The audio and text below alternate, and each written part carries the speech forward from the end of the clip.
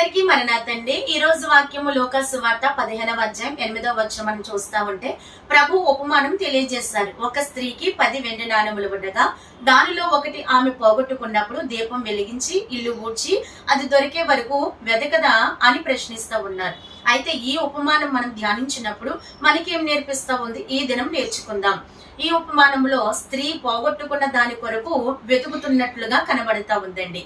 అలాగే మనము మన ఆత్మీయ వ్యవస్థలో దేవుని పిల్లలుగా రక్షింపబడిన నాటి నుండి ఈ దినం వరకు కూడా ఏమి కలిగి ఉన్నామో ఏమి కోల్పోయాం, మన ఆత్మీయ స్థితిలోనండి దేవుని యొక్క దివ్య గుణములు కలిగి ఉన్నామా లేదా అనేది పరిశీలన చేసుకుంటా ఉండాలి. దైవ లక్షణముల స్తుతి అనేటువంటి పుస్తకములో దైవజనులు దేవదాసయ్య గారు దేవుడికి ఉన్న 10 దివ్య లక్షణములను రాసి పెట్టారు.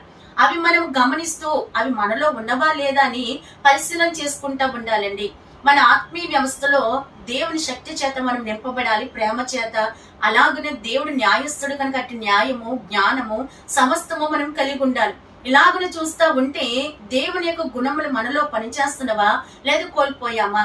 ఆ స్త్రీ ఎలాగనైతే దీపం వెలిగించి ఇల్లు ఊడ్చి ప్రయాసపడి అది వెతికి కనుగొన్నదో మనము కూడా వాక్యపు వెలుగులో మన అంతరంగమును వెలిగించుకుంటూ ఏమి పోగొట్టుకున్నామో వాటిని పొందుకునేంత వరకు ప్రయాసపడి అవి సంపాదించుకున్నప్పుడు మన జీవితంలో కూడా ఏముంటది అంటే నిత్య సంతోషం ఉంటది.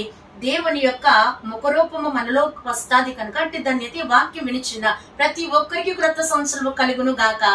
ఆమేన్.